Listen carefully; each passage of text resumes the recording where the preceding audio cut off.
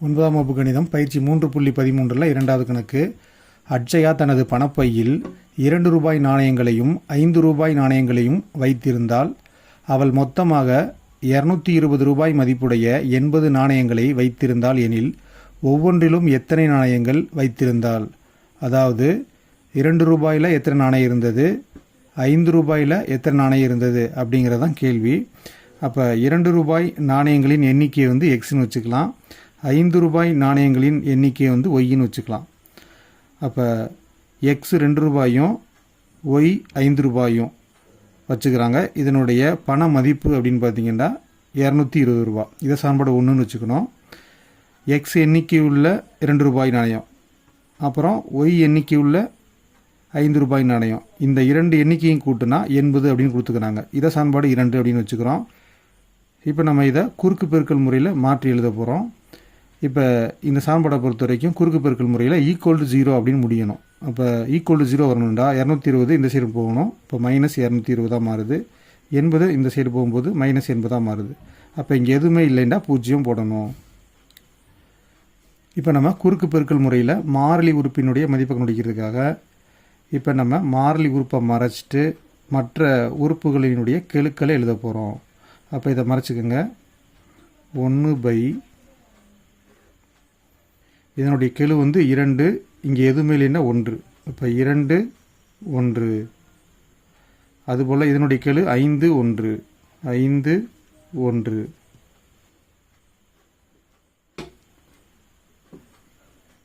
Equal to அடுத்ததாக நம்ம X கண்டுபிடிக்க போகிறோம்.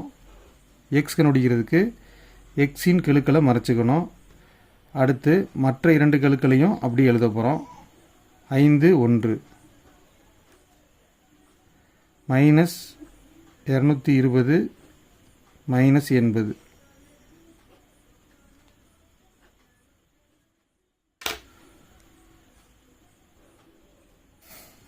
இப்போ நம்ம குறுக்கு பெருக்கல் செய்ய போகிறோம். மேலிருந்து கீழ் நோக்கி ஒரு பெருக்கல்.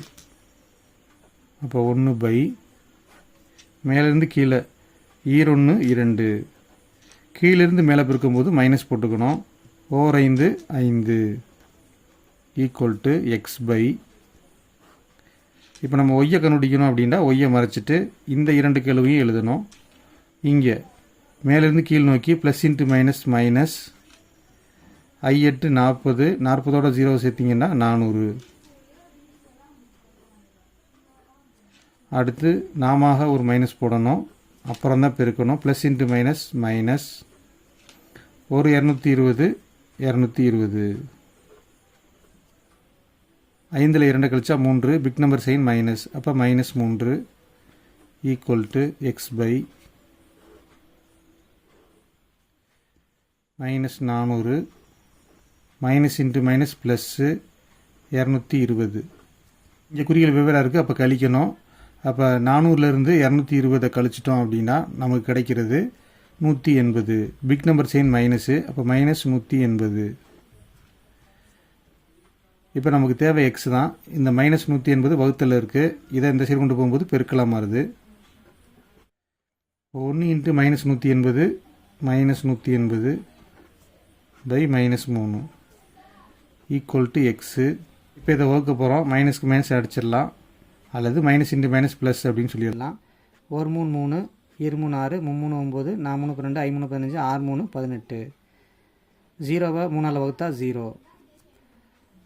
அப்போ நமக்கு 60 அப்படிங்கிற விடை கிடைக்குது. அப்போ எக்ஸின் மதிப்பு 60. இப்போ நம்ம கண்டுபிடிச்ச எக்ஸை வந்து இந்த சமன்பாடு 2ல் பிரதியிட போகிறோம். அப்போ எக்ஸுக்கு பதிலாக 60ன்னு போடுறோம். அப்போ ஒய் கண்டுபிடிக்கிறதுக்கு 60 அந்த சைடு கொண்டு போகணும். இப்போ ஒய் ஈக்குவல் டு 80 ப்ளஸ் 60 அந்த சைடு போனால் -60 மாறும்.